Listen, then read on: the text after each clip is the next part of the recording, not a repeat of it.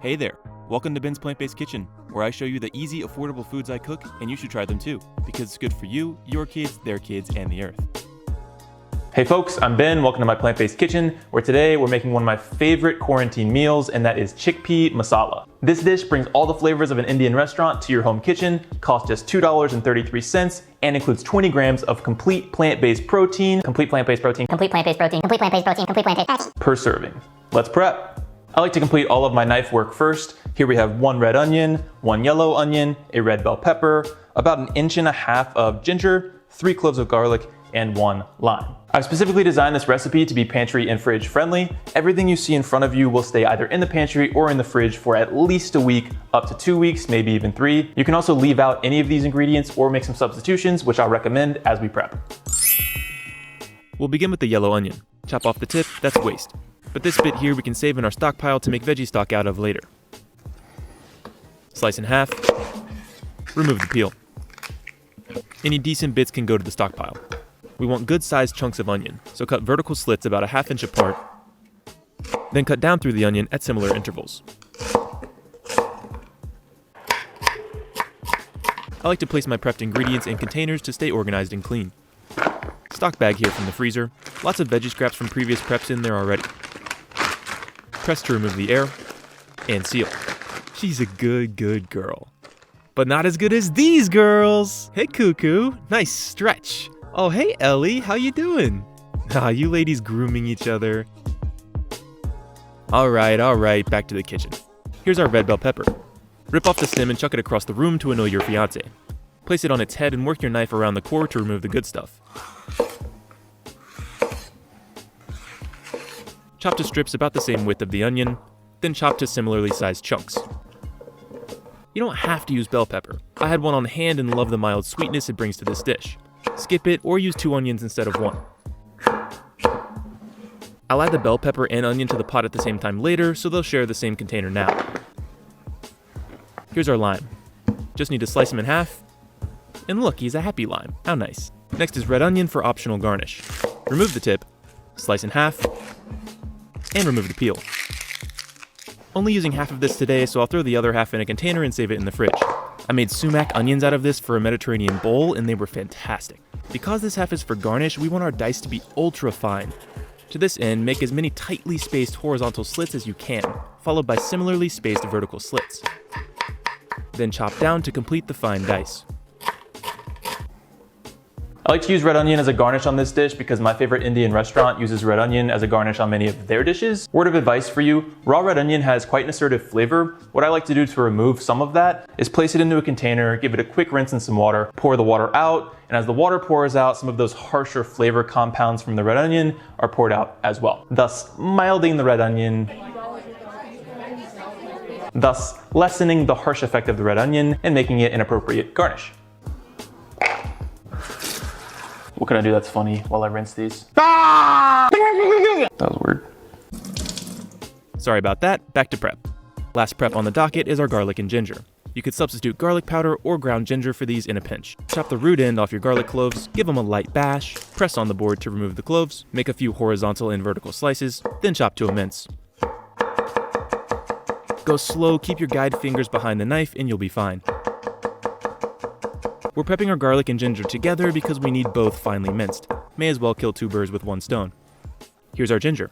You can see its shape is highly irregular, making it difficult to peel. Some people use a spoon to solve this problem, but I prefer a fork. To me, a fork makes it easier to navigate the crevices of the ginger and more efficiently peel it. Toss out the peel and don't forget to smell your fingers. I love the scent of ginger. Slice off a plank to create a flat, stable surface on which to work, then slice thin planks. Pile those together best you can, then slice thin matchsticks best you can. Turn your strips and mince. Go slow, knuckles behind knife, and you'll be fine. Check me out, hyper speed! Now bring the garlic back in and place a pinch of salt over everything. Run your knife through a few times to release your pent-up quarantine rage. Then smell your fingers to calm back down, or just look like a psycho. Place those in a container for later. Knife work's all finished. Want to give you a quick rundown of the rest of our ingredients so you know what's coming. This is some raw, unrefined coconut oil, Kirkland brand, so you know it's good. Raw, unrefined coconut oil still has coconut flavor in it. You'll see later on with our soup. This is not a soup. Later on at the end of the dish, we're gonna add in coconut milk, which will bring some nice creamy coconut flavor. So why not go ahead and enhance that coconut flavor by starting with coconut oil. Spice-wise, we have some hot curry powder for a little bit of heat and curriness. We also have a train. The train! And we also have garam masala. Garam masala is a traditional Indian spice mix with all of these spices in it. This is great because rather than buying all of those individual spices and having to mix them all yourself, you can buy pre-mixed garam masala at almost any grocery store these days. It's a lot of bang for your buck and brings the flavors from an Indian restaurant to your home kitchen. 2 cans of chickpeas that have been strained, a box of vegetable broth, some wild stuff outside today. Some spinach, which we'll throw in right at the end of cooking for color and nutrients. With any dish, you need a bit of acid to balance everything out. We have diced tomatoes, which will provide some acidity to the dish. I also love using apple cider vinegar. To me, the apple cider vinegar really plays off and enhances the flavors of the garam masala in a way that red wine vinegar or white wine vinegar would not do. Salt. Almost forgot, hemp seeds. Every 3 tablespoons of these has 10 grams of complete plant-based protein. We'll drop a handful of these into our dish towards the end of cooking to boost up the nutritional value of our dish. That's all of our ingredients. Let's set up and get cooking. 2,000 years later. We are set up and ready to cook. Now I'm gonna cook everything in this pot here, and we got the camera set up here, and I'm gonna do some voiceovers. I'll tell you what's going on, give you some tips and all that good stuff. But before we start, important things to know. First off, relax. Sometimes cooking can be stressful, especially if you have people over and they're waiting for dinner. Take a deep breath. All of our stuff is prepped in advance. All we gotta do at this point is assemble our ingredients, taste a little bit, and we're gonna end up with something delicious. A couple more things. If I wanted this view to be really easy to capture for Instagrammable purposes or for YouTubeable purposes, I would use a pan like this. This pan is shallow. And when I put everything in there, it would look awesome, but it'd be a mess. It'd be really hard to get in there with my spoon and mix everything together without spilling over the edges. So I highly recommend you use a pan like this. Notice the walls are about twice as high as that other pan. We're not gonna make some giant pot of Indian food here. It's probably only gonna go up about halfway, but this is gonna give us tons of room to get in there, mix things around, and not make a mess. Last bit of advice, think about what utensil you're using to prepare this. I can use this spoon right here to mix up all of my ingredients, cook everything. I could taste with it if I wanted to, and I can serve my final product with this spoon as well. I prefer to use one utensil and one pot anytime I possibly can, because the worst part of cooking to me is doing dishes. So think about what you're using, limit how many dishes you gotta do. Let's cook. Into the pot with 1 tablespoon of coconut oil on medium heat.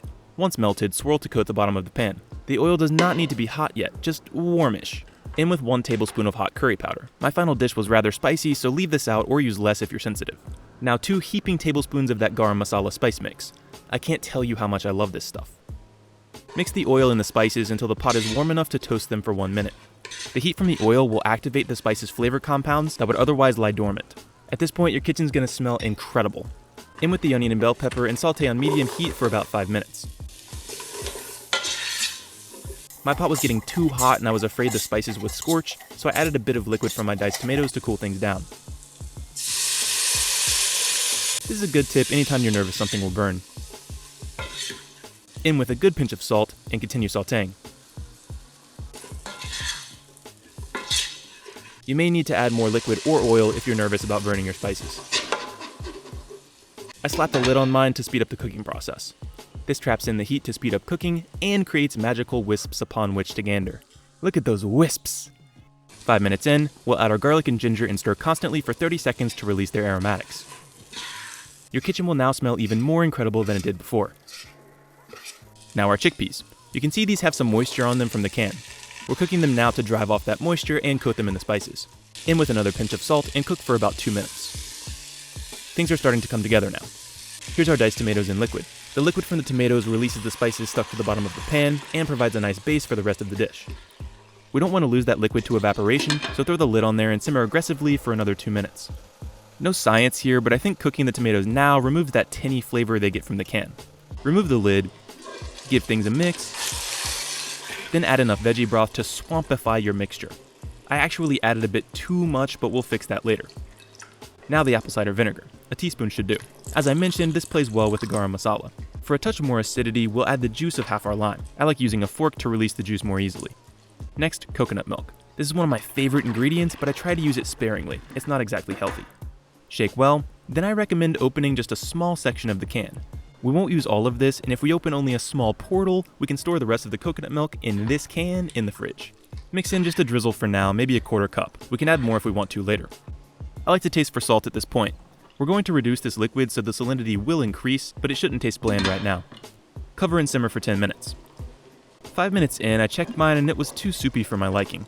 I prefer my chickpea masala to be a bit thicker, almost gravy-like, so I continued to simmer mine uncovered until it reached my desired consistency. As it cooked, I mashed some of the chickpeas so they would naturally thicken the sauce as well. Just simmer yours until it suits your liking. Once you reach your desired consistency, shut off the heat and taste the chickpea masala. Add lime juice or apple cider vinegar for acidity if it tastes too fatty, coconut milk for creaminess if it tastes too acidic, and salt if it's well balanced but needs an overall flavor boost. Mine needed a bit more coconut milk and it tasted amazing. Learning to taste and adjust your food is the key to successful home cooking. In we go with a cup of spinach and a massive handful of hemp seeds. That handful of hemp seeds alone just added 20 grams of protein, and I love the color contrast of the spinach. Cover to keep warm until ready to serve.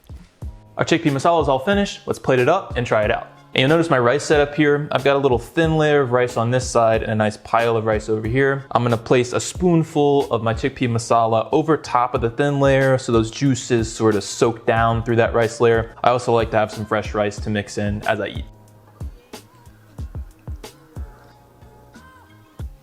That's looking real nice. Now let's garnish it up. Have my red onion from earlier. You can see it's even lost some of that really potent looking purple color. The rinsing process has taken out a lot of those harsh flavor compounds from here. So now when we put them over top, it's not gonna be overpowering. And lastly, I've got some yogurt. Is it plant-based? No.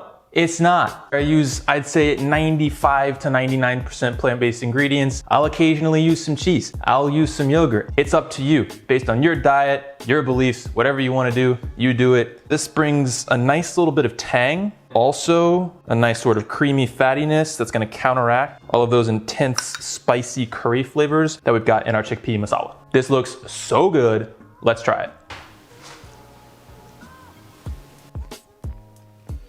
This is so phenomenal. A thumbnail, a pan shot, a shot you're seeing right now doesn't really do justice to how flavorful and delicious this actually is. Indian food is one of my favorite cuisines personally. A big part of that is because I love big, assertive flavors. This has spice, acidity, creaminess from the coconut milk. All the intense flavors that I want are in this chickpea masala. The rice and the yogurt sort of calm everything back down and keep me wanting to go back for more. It's time for the EAT score. That's ease, affordability, and taste. First, ease. On a scale from 1 to 5 for ease, I would rate this a 3.5.